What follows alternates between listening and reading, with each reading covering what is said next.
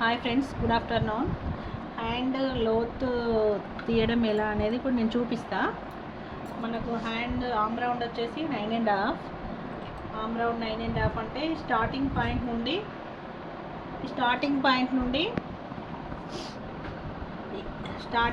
ఇక్కడ నుండి మనం 9.5 ఎక్కడికి ఉందో చూసుకొని మార్కింగ్ చేసుకోవాలి.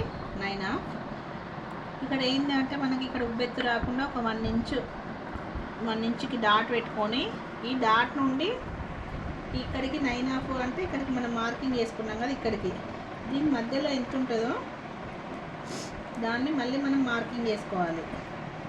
మార్కింగ్ చేసుకొని ఒక 1/2 ఇంచు, జస్ట్ ఓన్లీ 1/2 ఇంచుకి ఇలా మార్కింగ్ చేసుకొని ఇట్లా కరువు తీసుకోవాలి.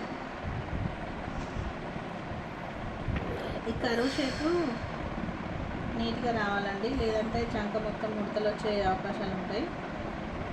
ఇట్లా ఇప్పుడు మనం దీన్ని బేసిక్ చేసుకొని కట్ చేసుకుందాం.